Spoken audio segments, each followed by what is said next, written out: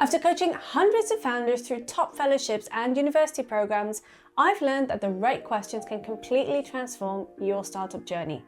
Today, I'm sharing the 5 essential questions that will give you clarity and direction for the new year based on what I've learned from 15 years in tech and working with successful founders.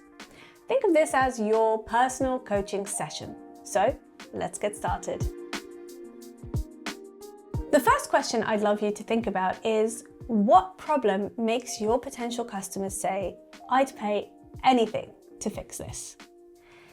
The reason this is such a key question is because we think about our customers, we think we're delivering value, we think we're putting something together that makes sense as a product, but oftentimes there is an element of it, or maybe even something tangential that you haven't considered, that makes someone go, you know the gif, "shut up and take my money," right?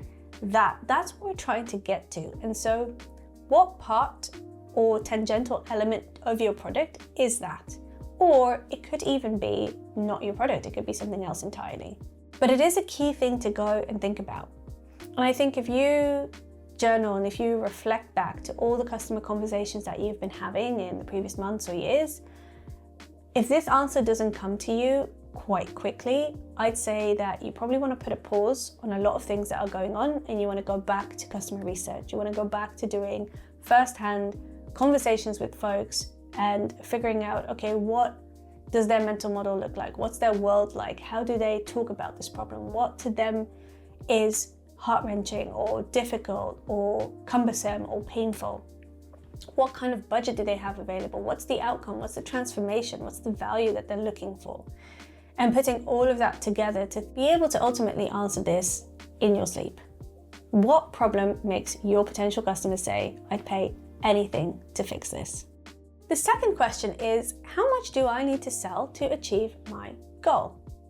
Now, you can have different goals. It could be, I finally want to be able to pay myself. It could be, I want to update the product. I need to hire more engineers. I need to hire other folks to support me in the business, right?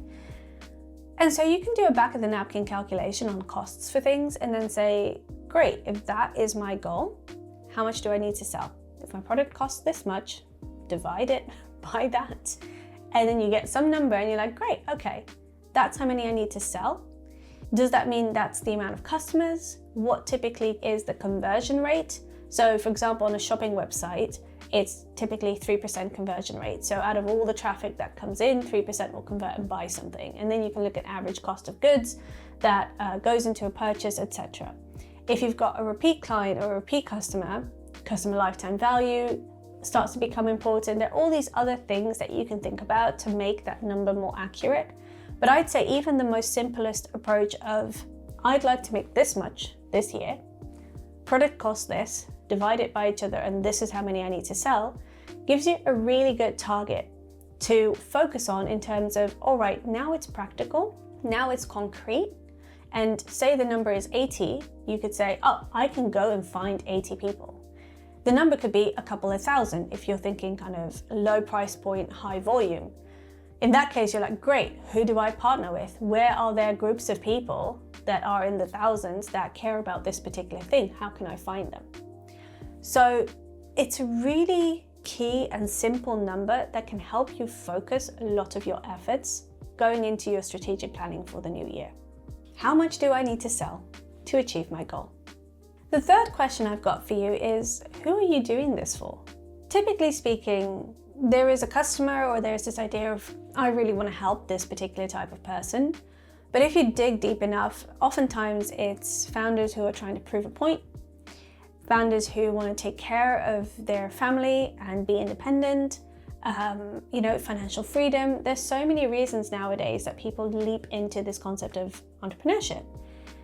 But entrepreneurship is hard. And so focusing on who you're doing it for, and it could be a bunch of different people, helps you sustain and build resilience, but also it helps you make decisions in an easier way.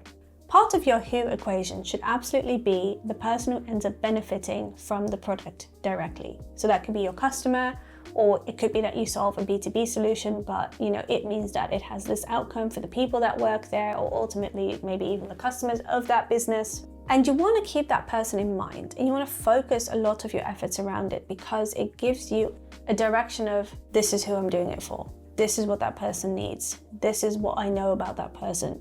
Going back to the previous question, this is what they'd pay anything for. I know that.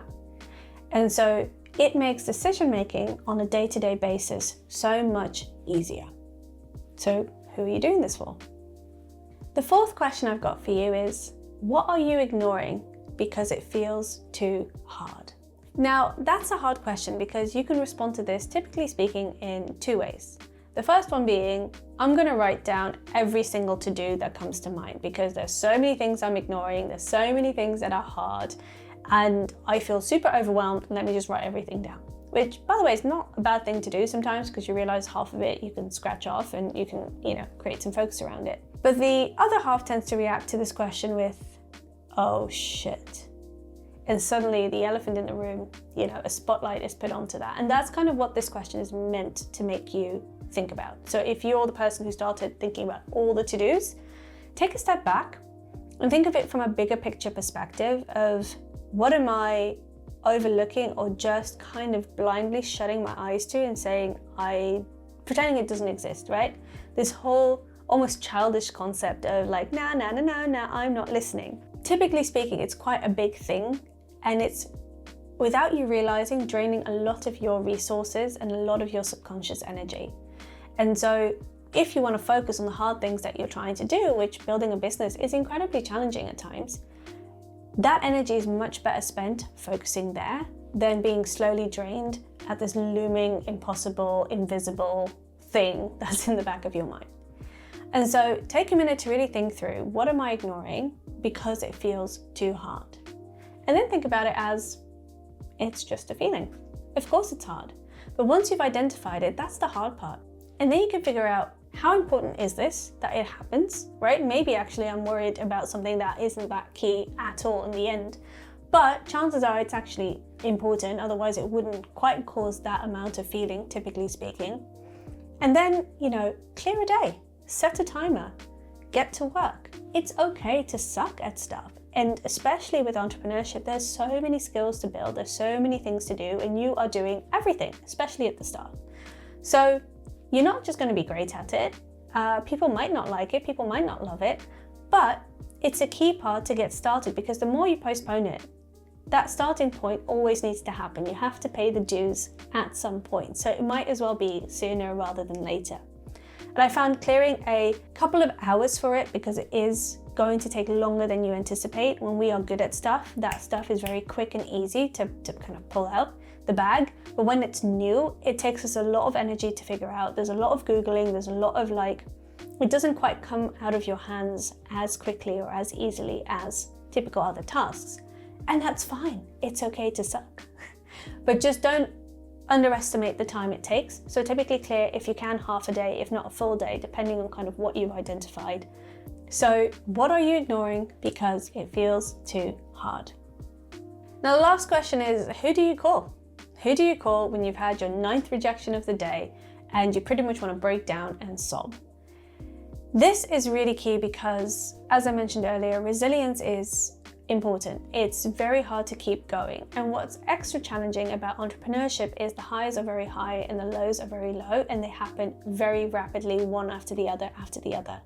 And so oftentimes people compare it to being on a roller coaster, and it is exactly that.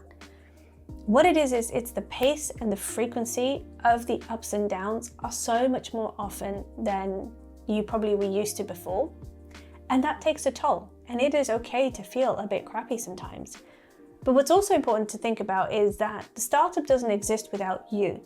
If you're not pushing the ball forward, nothing is happening.